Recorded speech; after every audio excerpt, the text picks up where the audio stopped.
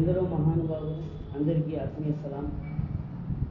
ప్రజా సంక్షేమం కోసం, భావి తరాల బంగారు భవిష్యత్తు కోసం, ఆంధ్రప్రదేశ్ అభివృద్ధి కోసం నాటి నుండి నేటి వరకు కూడా ప్రజా పోరాటాల మీద అలుపెరగని పోరాటాలు చేస్తూ ప్రజల పక్షాన నిలిచి ప్రజలకు చేదోడుగా వాదోడుగా ఉన్నటువంటి ఏకైక పార్టీ వైఎస్ఆర్ కాంగ్రెస్ పార్టీ.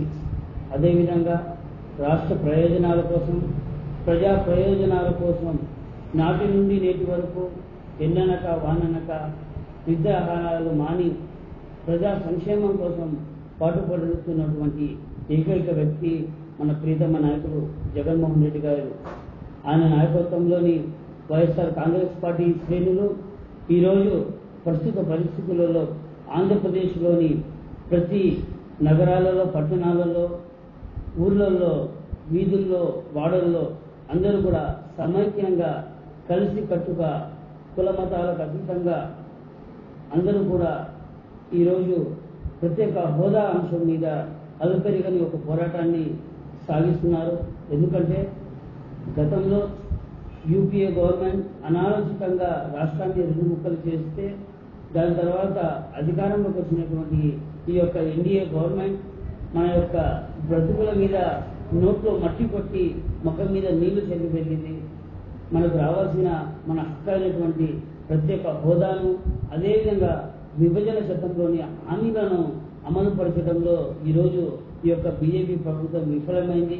తదనుగుణంగా ఈరోజు ఆంధ్రప్రదేశ్లోని 5 కోట్ల మంది, అందులో రైతులు, యువకులు, పారిశ్రామికవేత్తలు, విద్యార్థులు, మహిళలు, అదేవిధంగా చంటి పిల్లలు సైతం ఎంతో మంది కూడా బ్రతుకు కోసం పోరాడే పరిస్థితిని ఈరోజు మనం ఎదుర్కొంటున్నాం.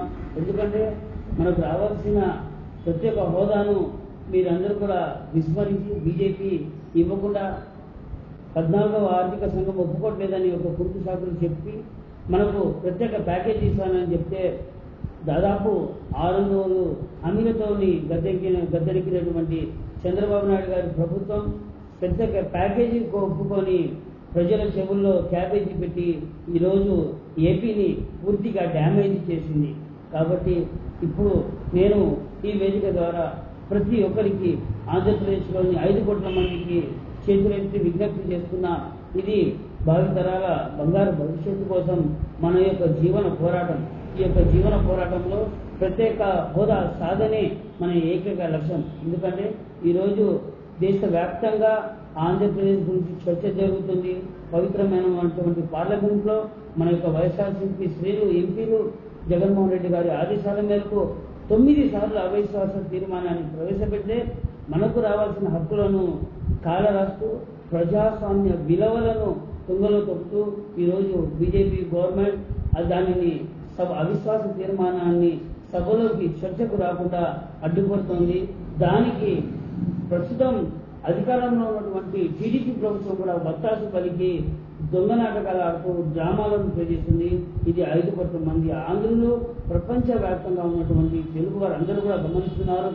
గతంలో ప్రత్యేక హోదా 5 కాదు, 10 కాదు, 15 సంవత్సరాలు కావాల్సిన అని చెప్పినటువంటి మన గౌరవ ముఖ్యమంత్రి వాళ్ళు దాని తర్వాత బీజేపీ ఇచ్చినటువంటి ప్యాకేజీకి లాలూచి పడి ఒప్పుకొని మన చెవుల్లో క్యాబేజీ పెట్టి హోదా కంటే ప్యాకేజీ మేలు అని చెప్పినటువంటి వ్యక్తి ఈరోజు ప్రజా వ్యతిరేకత రావడం వల్ల ప్రజల చూపు వైఎస్ఆర్ కాంగ్రెస్ పార్టీ వైపు, జగన్మోహన్ రెడ్డి గారి వైపు ఉండడం వల్ల తీరా ఎన్నికలు దగ్గర పడుతున్నటువంటి సమయంలో గతంలో మొన్న ప్రవేశపెట్టినటువంటి కేంద్ర బడ్జెట్లో మనకు రావాల్సిన హక్కులను ఇవ్వకపోవడం వల్ల ఎన్నికలు దగ్గర పడుతున్నటువంటి సమయంలో చంద్రబాబు నాయుడు గారు ఒక ఊసలాగా మరొక మారు తన యొక్క నిజ స్వరూపాన్ని బయటపెట్టి తిరిగి ప్రత్యేక హోదా కావాలని యూటర్న్ తీసుకోవడం ఎంతవరకు సమంజసమని రాష్ట్ర ప్రజలుగా మనం అందరూ కూడా ఒకసారి బేరీజీ చేసుకోమని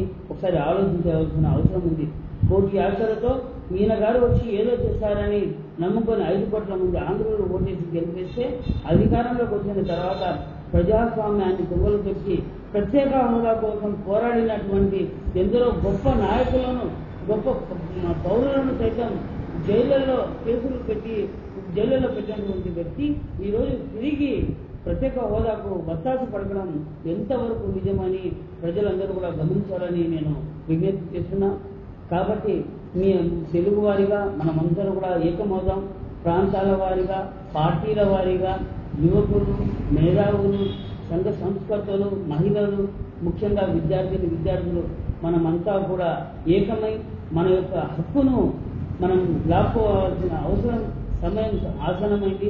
ఎందుకంటే గతంలో మనం కొంచెం నిదానంగా ఉండడం వల్ల మన యొక్క స్వేచ్ఛను కాలరాస్తూ మన రాష్ట్రాన్ని ముక్కలు చేశారు. దాని తర్వాత మనకు రావాల్సిన ప్రత్యేక హోదాను విస్మరించారు.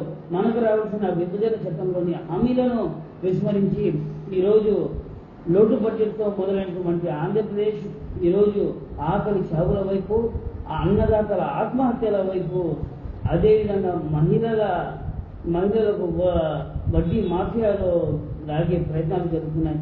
కాబట్టి ప్రతి ఒక్కరూ కూడా ప్రత్యేక హోదాను మన యొక్క ఊపిరిగా, ఆంధ్రప్రదేశ్ యొక్క ఊపిరిగా భావించి ఈ యొక్క పోరాటంలో మనమందరూ కూడా మన యొక్క కర్తవ్యాన్ని సమాజం మీద, దేశం పట్ల నిబద్ధతను కలిగి సమాజ సమస్యల మీద అవగాహనతో మన యొక్క హక్కు అయినటువంటి ప్రత్యేక హోదా సాధన కొరకు మనమంతా కూడా ఒక నినాదంతో మనమందరూ కూడా ప్రాణాలైనా అర్పిస్తాం, ప్రత్యేక హోదా సాధిస్తామనే ఒక నినాదంతో జగన్మోహన్ రెడ్డి గారి నాయకత్వంలో వైఎస్ఆర్ కాంగ్రెస్ పార్టీ ఆధ్వర్యంలో మనమందరూ కూడా ప్రత్యేక హోదా సాధనకై మనమందరూ కూడా కృషి చేస్తామని ఆశిస్తూ, ప్రస్తుత పరిస్థితుల్లో జగన్మోహన్ రెడ్డి గారు ఒక మహాపాదయాత్రగా, ప్రజా సంకల్ప యాత్రగా ప్రతి ఒక్కరి పేదవారి ముఖంలో వెలుగులు, వారి యొక్క సంతోషాలు, వారి జీవితంలో వెలుగుల పువ్వులు విరియాలని పాదయాత్ర ద్వారా వారి యొక్క సమస్యలను తెలుసుకొని రానున్న రోజుల్లో ఒక మంచి సుస్థిర పాలనను అందించే క్రమంలో అడుగులు వడివడిగా వేస్తూ ప్రతి దినదినం జన నీరాజనాలు అందుకుంటూ ముందుకు సాగుతున్నారు. ఆయనకు మన అందరి తరఫున మీ అందరి మనసుంచి మమత మీద మనసులతో మీ యొక్క ఆశీర్వచనలు, దీవెనలు ఆయనకు ఎల్లప్పుడూ అందించాలని ప్రార్థిస్తూ, అదేవిధంగా ఐకమత్యంతో మనమందరం కూడా ఏకమవుదాం, మన యొక్క ప్రత్యేక హోదాను మనం సాధిద్దాం. జై హింద్.